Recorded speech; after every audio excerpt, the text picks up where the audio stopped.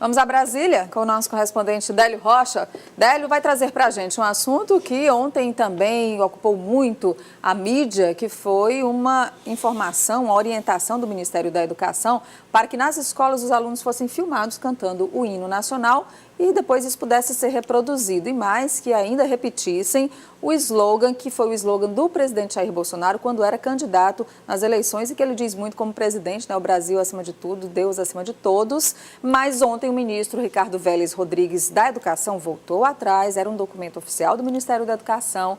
E aí, Délio, agora as autorizações precisam acontecer para que os alunos sejam filmados cantando o hino nacional. Eu cantei muito o hino nacional na escola, também. você também? Demais. Muita gente até acha que hoje ainda canta. O problema agora é se essas pessoas podem ser filmadas e ter as imagens enviadas ou disseminadas através do Ministério da Educação. Agora, só com expressa autorização dos responsáveis, né, Délio? Bom dia.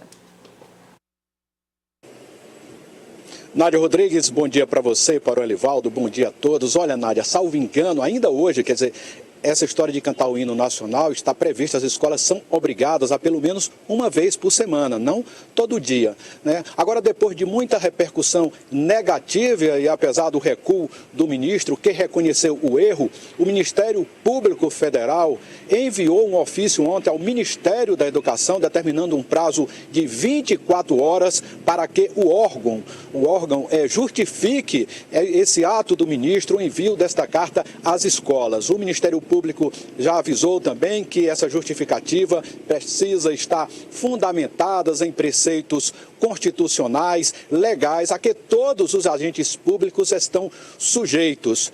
Nádia, portanto, agora o ministro aí vai ter que se explicar e o Ministério Público Federal já elencou nesse ofício enviado ontem 17 preceitos constitucionais legais que teriam sido desrespeitados nesta carta enviada pelo ministro. Entre os preceitos está o princípio da impessoalidade, que está expresso na Constituição Federal e que rege a administração pública, já que nenhum ato de governo pode conter promoção pessoal ou referência a uma gestão específica. E nesse caso, o Ministério Público faz referência à citação na carta do slogan de campanha de Jair Bolsonaro, esse mesmo que você acabou de citar, Brasil acima de tudo, Deus acima de todos. Outro preceito que foi citado também pelo Ministério Público está contido no ECA, do Estatuto da Criança e do Adolescente, mais especificamente um artigo que garante a preservação da imagem e da identidade da criança.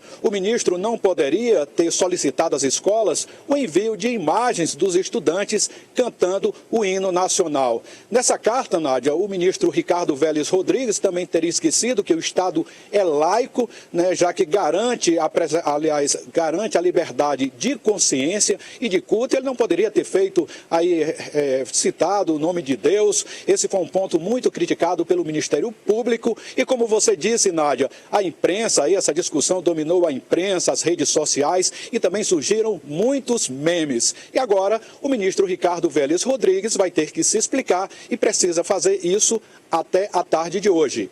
Nádia. Certo, Délio. Um outro assunto é sobre a tramitação da reforma da Previdência. O presidente Jair Bolsonaro está preocupado com o tempo de tramitação da reforma da Previdência. E ontem, Délio, anunciou uma nova liderança do partido para o Congresso, a deputada paulista eleita pelo PSL de São Paulo, Joyce Hasselmann.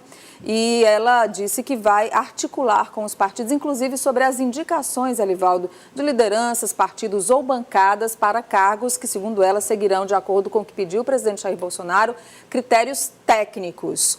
Pode haver indicação política sim, mas o critério para a escolha de alguns cargos será técnico. E aí também já no Congresso ter que ter essa habilidade para lidar com os partidos, apressar e criar o clima para a votação da reforma da Previdência no plenário, Délio.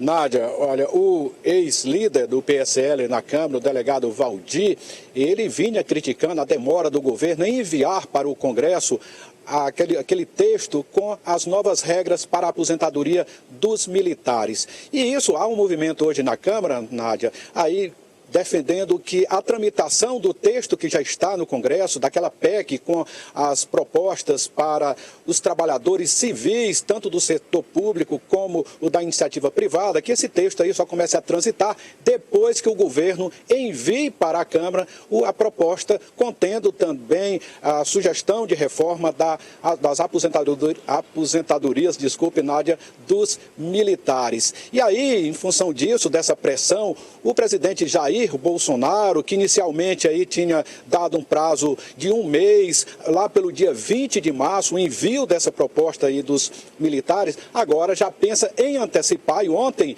o secretário especial de Previdência e Trabalho, Rogério Marinho, já avisou que o texto com as propostas aí, com as mudanças na aposentadoria dos militares, vai sim ser antecipado. Ele disse que há a possibilidade até desse texto chegar à Câmara Federal ainda esta semana. Embora eu acho que seja muito difícil desse texto chegar essa semana, mas isso já mostra aí uma preocupação do governo federal em agilizar então o envio da proposta dos militares. Tudo isso para ver se faz andar então esse texto, essa PEC que hoje está com as reformas aí dos civis, Nádia, para ver se o governo aí consegue então atingir aquele prazo que ele tem na cabeça de aprovar essa reforma da Previdência no plenário da Câmara até o dia 15 de julho, quando começa o recesso parlamentar. Nádia.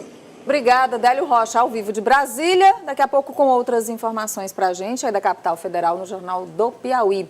Elivaldo, vamos à última de hoje? Olha, Nádia, lideranças políticas estão aí consultando as assessorias jurídicas com relação a prazos. Segundo eles, ontem, por exemplo, foi um dia de muita correria, porque ouviram falar que até agora, o começo de março, termina o prazo do Tribunal Superior Eleitoral para quem pertence a esses partidos que não atingiram a cota de desempenho na eleição passada, já defina a sua situação partidária. Isso tem provocado uma grande correria também aqui no estado do Piauí. Mas alguns políticos já estão com suas situações absolutamente resolvidas.